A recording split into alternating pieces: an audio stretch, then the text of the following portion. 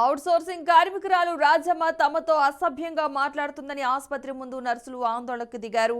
ఆసుపత్రి స్టాఫ్, నర్సులు outsourcing కార్మికురాలపై Warangal MGM superintendent ఆర్ఎంఓలకు ఫిర్యాదు చేసినా పట్టించుకోవడం లేదని ఆరోపించారు. రాజమ్మ ప్రవర్తన పట్ల తాము విధులు నిర్వహించలేకపోతున్నామని ఆవేదన వ్యక్తం చేశారు.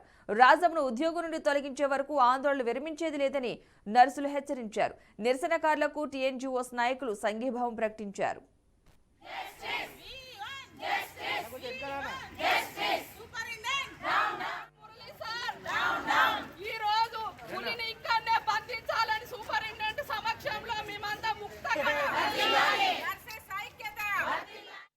ఈ రాజమ్మ అనేట ఆమె ఒక మోనార్క్ లాగా, ఎంజిఎంకి ఒక మోనార్క్ లాగా తయారైంది.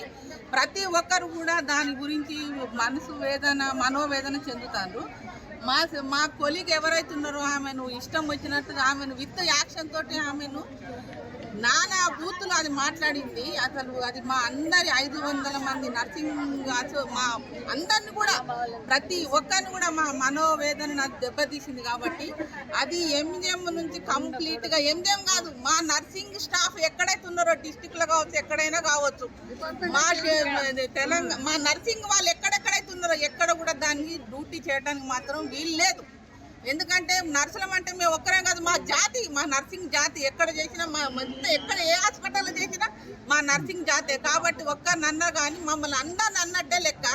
కాబట్టి దానికైతే ఏదైతే అవసరం, ఆమెకు ఏదైతే ఉండదో, ఆమెకు పనికిరాని, అసలు ఆమె ఒక ట్రైన్ చేసింది కాదు, ఒక ఫస్ట్ ఎయిడ్ ట్రైనింగ్ చేసింది కాదు, ఏది కాదు.